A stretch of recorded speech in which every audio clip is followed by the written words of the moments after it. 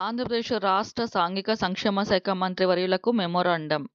గత మాజీ ముఖ్యమంత్రి జగన్మోహన్ రెడ్డి గారు ఎస్సీ, ఎస్టీ కార్పొరేషన్ లోన్లు, సబ్సిడీ రాయితీలు ఎత్తివేసి దళిత, గిరిజన, యువ పారిశ్రామికవేత్తలకు చేసిన మోసానికి ఈరోజు సుమారు 15,000 దళిత, గిరిజన కుటుంబాలు రోడ్డున పడ్డాయి. వైఎస్ఆర్ జగన్ బడుగు వికాసం అనే పథకం ద్వారా సబ్సిడీ రాయితీలు అందిస్తామని చెప్పి గడిచిన 3 సంవత్సరాలలో ఒక్క రూపాయి కూడా ఇవ్వకపోవటం అనే అంత మోసం భారతదేశ చరిత్రలో లిఖించదగ్గ విషయం. ఆ ఆర్థిక భారాన్ని మోయలేక, వ్యాపారాలు నడుపుకోలేక ఏం చేయాలో తెలియని అగమ్య గోచర పరిస్థితిలో ఉన్నారు. చావు బతుకుల మధ్య కొట్టుమిట్టాడుతున్న ఆ కుటుంబాల విషయం ఇది. మానవత్వంతో ఆలోచించాల్సిన సమయం.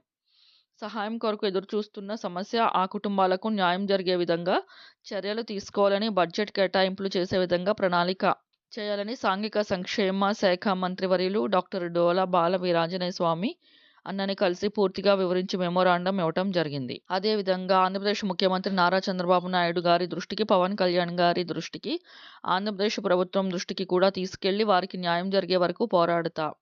మీ వంతుగా ప్రజలు ప్రతినిధులుగా ప్రజా, దళిత, గిరిజన సంఘాల నాయకులు కూడా మీ సహాయ సహకారాలు అందించమని కోరుకుంటున్నాను. ఇట్లు మీ నత్తా నాగేశ్వరరావు.